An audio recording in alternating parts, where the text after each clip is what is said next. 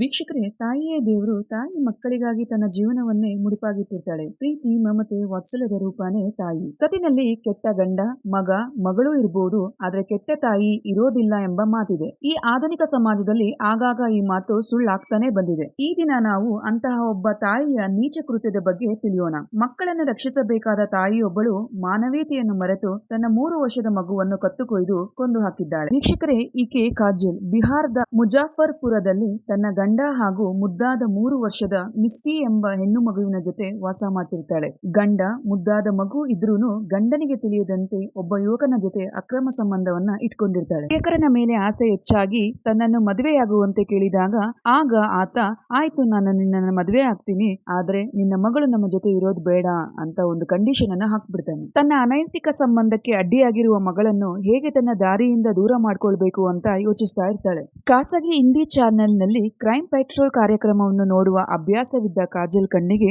ಆ ಒಂದು ಎಪಿಸೋಡ್ ಬೀಳುತ್ತೆ. ಆ ಎಪಿಸೋಡ್ ನಲ್ಲಿ ಮಗುವನ್ನು ಕೊಂದು ಸೂಟ್ಕೇಸ್ ನಲ್ಲಿ ಹಾಕಿ ಬಿಸಾಕಿರೋ ದೃಶ್ಯ ತುಂಬಾನೇ ಪ್ರಭಾವ ಬೀರುತ್ತೆ. ಕಾಜಲ್ ಸಹ ಅದೇ ರೀತಿ ಪ್ಲಾನ್ ಮಾಡ್ತಾಳೆ. ಕೊಲೆಗೂ ಮುನ್ನ ಗಂಡನಿಗೆ ಕಾಲ್ ಮಾಡಿದ್ದ ಕಾಜಲ್ ತನ್ನ ಚಿಕ್ಕಮ್ಮನ ಮನೆಗೆ ಬರ್ಡೇ ಪಾರ್ಟಿ ಮಗಳಾದ ಮಿಸ್ಟಿಯನ್ನು ಸಹ ಕರೆದುಕೊಂಡು ಹೋಗ್ತೀನಿ ಅಂತ ಹೇಳಿರ್ತಾಳೆ. ವೀಕ್ಷಕರೇ, ಕಾಜಲ್ ಚಿಕ್ಕಮ್ಮನ ಮನೆಗೆ ಹೋಗುವ ಮುನ್ನವೇ, ಅಂದ್ರೆ ಅದೇ ದಿನ, ಆ ಮಗುವಿನ ಕತ್ತು ಕುಯ್ದು ಕೊಲೆ ಮಾಡಿ ಶವವನ್ನ ಒಂದು ಸೂಟ್ಕೇಸ್ ನಲ್ಲಿ ತುಂಬಿ ಟೆರೇಸ್ ನಿಂದ ಗಿಡ ಪೊದೆಗಳು ಬೆಳೆದಿರುವ ಜಾಗಕ್ಕೆ ಎಸ್ದು ಬಿಡ್ತಾಳೆ. ತನ್ನ ಕೆಲಸ ಮುಗಿದ ತಕ್ಷಣ ಮನೆಯಿಂದ ಆಧಾರ್ ಕಾರ್ಡ್, ಡಾಕ್ಯುಮೆಂಟ್ಸ್, ಚಿನ್ನಾಭರಣಗಳನ್ನು ತೆಗೆದುಕೊಂಡು ಫೋನ್ ಸ್ವಿಚ್ ಆಫ್ ಮಾಡಿ ತನ್ನ ಲವರ್ ಮನೆಗೆ ಪರಾರಿಯಾಗ್ತಾಳೆ. ಮರುದಿನ ಬೆಳಗ್ಗೆ ಮಗುವಿನ ಶವ ಪತ್ತೆಯಾಗಿದ್ದು ಅಪರಿಚಿತ ಶವ ಎಂದು ತನಿಖೆ ಪ್ರಾರಂಭಿಸಿದ ಪೊಲೀಸರು ತಂದೆಯನ್ನ ಕಂಡುಹಿಡಿಯುತ್ತಾರೆ. ಮಗುವಿನ ತಂದೆ ಮನೋಜ್ ತನ್ನ ಹೆಂಡತಿಯ ಮೇಲೇನೆ ಅನುಮಾನವನ್ನ ವ್ಯಕ್ತಪಡಿಸ್ತಾನೆ. ಏಕೆಂದ್ರೆ ತನ್ನ ಚಿಕ್ಕಮ್ಮನ ಬರ್ಡೇಗೆ ಅಂತ ತನ್ನ ಮಗಳನ್ನ ಕರೆದುಕೊಂಡು ಹೋಗ್ತೀನಿ ಅಂತ ಕಾಲ್ ಮಾಡಿ ತಿಳಿಸಿದ ದಿನದಿಂದ ತನ್ನ ಹೆಂಡತಿ ಪತ್ತೆಯಾಗಿಲ್ಲ ಅಂತ ಅನುಮಾನವನ್ನ ವ್ಯಕ್ತಪಡಿಸ್ತಾನೆ. ಬಾಲಕಿಯ ಮನೆಯನ್ನು ಚೆಕ್ ಮಾಡಿದಾಗ ನೆಲ, ಸಿಂಕ್ ಮತ್ತು ಟೆರೇಸ್ ಮೇಲೆ ರಕ್ತದ ಕಲೆಗಳು ಪತ್ತೆಯಾಗುತ್ತೆ. ಪ್ರಕರಣ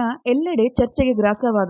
ಆಗ ಎಸ್ಪಿ ಅವಧೇಶ್ ದೀಕ್ಷಿತ್ ಪ್ರಕರಣದ ಗಂಭೀರತೆಯನ್ನು ಅರಿತು ವಿಶೇಷ ತಂಡವನ್ನು ರಚಿಸಿ ತನಿಖೆಯನ್ನ ಪ್ರಾರಂಭ ಮಾಡ್ತಾರೆ. ಕಾಜಲ್ ಫೋನ್ ನ ಟ್ರ್ಯಾಕ್ ಮಾಡಿದಾಗ ಅವಳು ತನ್ನ ಪ್ರಿಯಕರನ ಮನೆಯಲ್ಲಿ ಇರುವುದು ಗೊತ್ತಾಗಿ ಬಂಧಿಸುತ್ತಾರೆ. ಈ ವೇಳೆ ಪ್ರಿಯಕರನ ಜೊತೆ ಸೇರಲು ತಾನೇ ತನ್ನ ಮಗುವನ್ನು ಚಾಕುವಿನಿಂದ ಇರಿದು ಸಾಯಿಸಿರುವುದಾಗಿ, ಜನಪ್ರಿಯ ಟಿವಿ ಶೋ ಕ್ರೈಮ್ ಪೆಟ್ರೋಲ್ ನೋಡಿ ಕೊಲ್ಲಲು ಪ್ಲಾನ್ ಮಾಡಿರುವುದಾಗಿ ತನ್ನ ತಪ್ಪನ್ನ ಒಪ್ಪಿಕೊಳ್ತಾಳೆ. ಇಲ್ಲಿ ಪ್ರಿಯಕರನ ಕೈವಾಡವಿರುವುದರ ಬಗ್ಗೆ ಯಾವುದೇ ಸಾಕ್ಷಿ ಪತ್ತೆಯಾಗಿಲ್ಲ ಎಂದು ಪೊಲೀಸರು ತಿಳಿಸುತ್ತಾರೆ. ಅದು ಗಂಡ, ಹೆಂಡತಿ ಮತ್ತು ಮುದ್ದಾದ ಮಗು ಇದ್ದ ಸುಂದರ ಸಂಸಾರ. ನೈತಿಕ ಸಂಬಂಧದ ಹಿಂದೆ ಬಿದ್ದರೆ ಗಂಡ, ಹೆಂಡತಿ, ಮನೆ, ಮಕ್ಕಳು ಎಲ್ಲವನ್ನು ಕಳೆದುಕೊಂಡು ದುರಂತವನ್ನ ಕಾಣಬೇಕಾಗುತ್ತೆ ಎಂಬುದಕ್ಕೆ ಉತ್ತಮ ಉದಾಹರಣೆನೇ ಈ ಸ್ಟೋರಿ.